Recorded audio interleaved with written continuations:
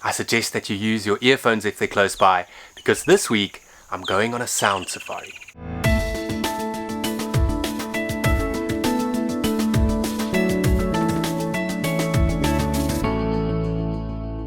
Hi, I'm Phileas Steyn and I'm the safari expert.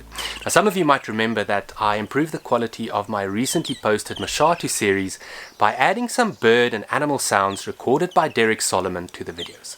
Now, Derek doesn't only record beautiful soundscapes, but he also leads sound safaris, and he's invited me to join him on one at Sausage Tree Safari Camp in the Greater Kruger. If you want to learn more about the camp and the sound safaris, simply check out the links that I've added in the description. I must be honest, I don't really know what to expect, but what I do know is that I'll probably use my ears a lot more than I usually do on safari. Before we go through for lunch, let me quickly show you where we'll be staying. Sausage Tree Safari Camp is a small and intimate camp in Balule Nature Reserve just north of Hoedspruit. It's home to the Big Five, and game can move freely between Balule and the Kruger National Park. The camp's 5 luxurious safari tents are air-conditioned and have ensuite bathrooms, as well as a beautiful view. Shortly after midday, we joined Derek Solomon and his wife Sarah for a scrumptious lunch on the deck. Derek is obsessed with animal sounds and has been recording them for most of his life. He's also been leading special interest safaris to some of Africa's wildest places for over 30 years, from South Luangwa in Zambia to Gonere Zoo in Zimbabwe.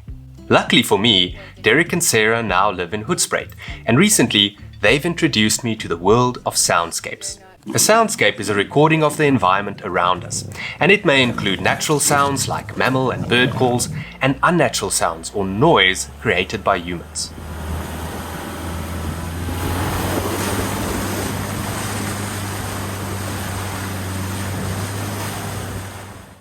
Before we headed out on our first game drive, Derek gave a fascinating talk that not only discussed the sounds that different types of animals make, but that also explained how and why they make it. Did you know that lions are one of only 4 cat species that can roar? That giraffes can hum? And that hippos make sounds that resemble those of whales? We learned what the difference is between hertz and decibels, infra and ultrasound, and the larynx of a mammal and the syrinx of a bird. He's just imitated the emerald cuckoo. Derek also played loads of sound clips and even showed us what equipment was necessary to make all these amazing recordings. Understanding sound better, he explained, would make listening to it on game drive that much more enjoyable.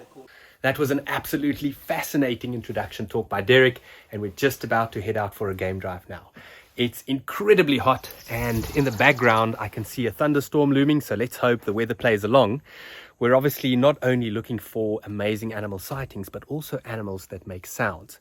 So we might be checking up on the local hyena den. There's apparently even a wild dog den out there. And if we're not lucky there, we'll probably head down to the Olifants River. So let's go see what we can find on drive.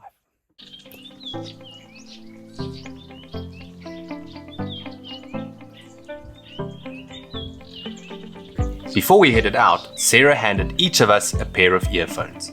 So Derek's just doing a sound check. As you can see, there's a microphone here on the front of the vehicle, and everybody gets a set of headsets, and that's obviously going to help us to hear the animals better, not just only look at them. The important thing is when we on a sighting and listening, please keep as quiet as possible. Let's not jump around. Any rustling, anything. These microphones are super sensitive, and they're going to pick up any movement. Also important, please can we put cell phones on aeroplane mode or switch them off? Or throw them out.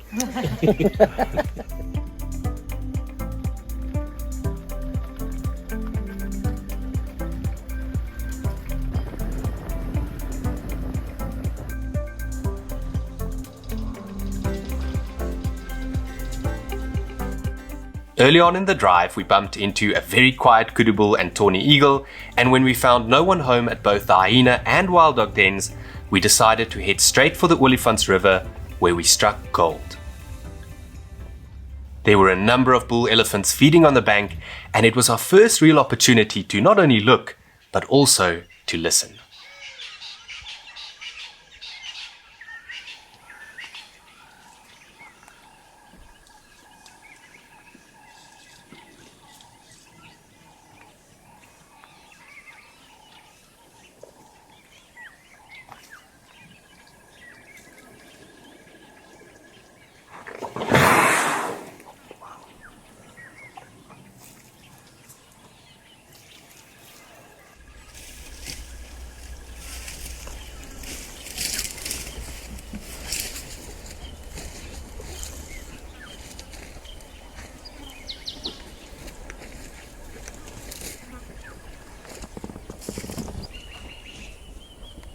While we were listening to the elephants, our guide Jimmy spotted something remarkable across the river. Not one, but 2 Pel's fishing owls sitting right out in the open. This was only the second time in my life to see a Pel's fishing owl, and I'll definitely come back to Sausage Tree Safari Camp to spend more time looking for and hopefully photographing these extremely elusive birds.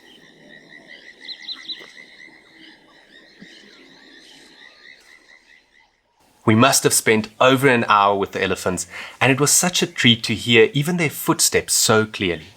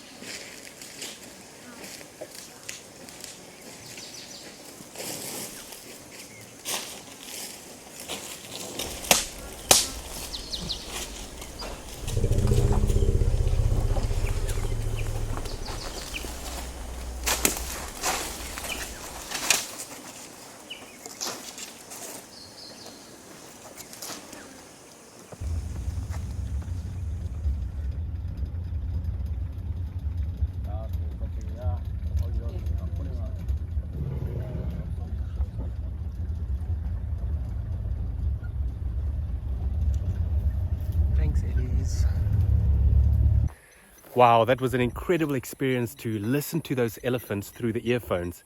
You could hear every little footstep, the rumbles, the breaking of the branches. We're going to stop now here next to the river to celebrate. Also, because we saw 2 Pel's fishing owls. Sure, cheers guys to a fabulous first drive. Tink, tink. Thank you very much. Tink. Cheers. To a great start to the sound safari.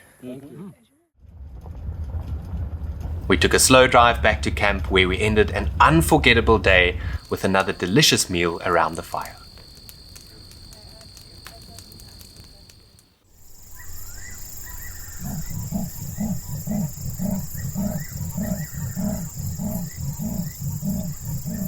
That night, a leopard rasped not far from my tent while a fire-necked nightjar called in the distance. And at 4 a.m. we were up again to grab a coffee before we headed out.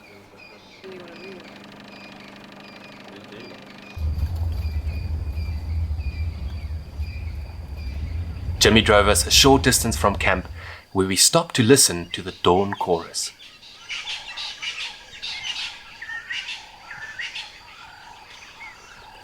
You've actually got to close your eyes for this.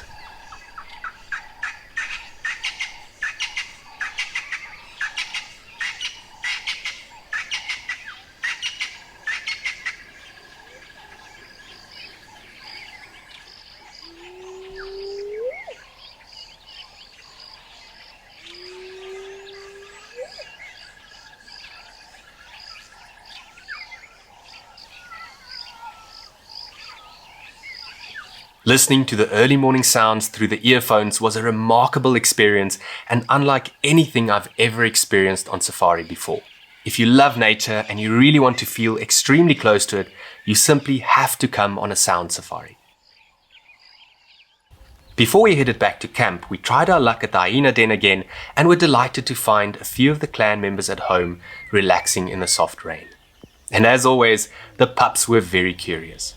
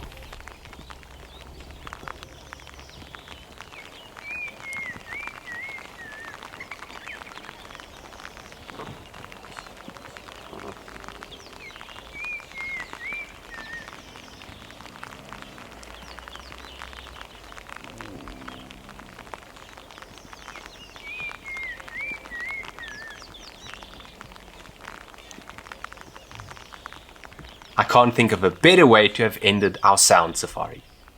Because of its prime location, Derek uses Sausage Tree Safari Camp for his sound safaris from Hoedspruit, typically only for one night.